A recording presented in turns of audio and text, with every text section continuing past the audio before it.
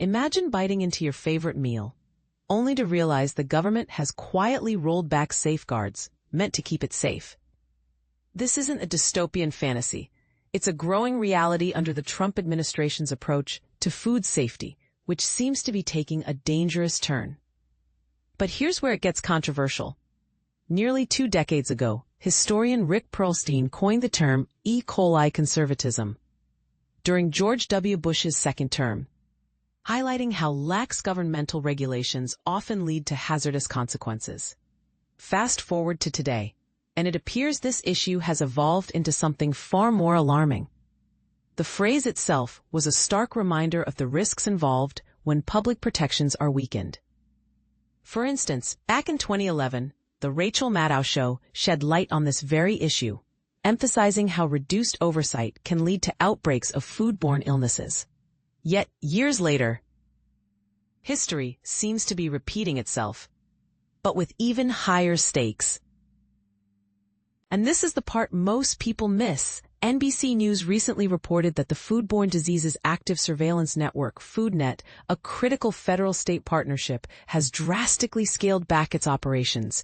As of July 1st, it now monitors just 2 pathogens, Salmonella and Shiga toxin-producing E. coli, STEC, down from 6. This means infections caused by other dangerous pathogens, some of which can be life-threatening, are no longer being tracked in the 10 participating states.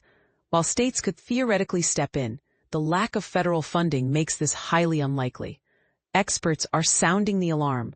Dr. J. Glenn Morris, director of the Emerging Pathogens Institute at the University of Florida and a key figure in FoodNet's creation, called this move a significant step backward for one of the CDC's best surveillance systems. Barbara Kowalczyk, director of the Institute for Food Safety and Nutrition Security at George Washington University, added that decades of progress in improving food safety are being undone.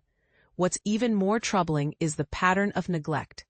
In April, Reuters reported that the FDA suspended a quality control program for testing dairy products due to staffing cuts. A week earlier, another Reuters report revealed that the Trump administration halted quality checks for food testing laboratories, also citing staff reductions.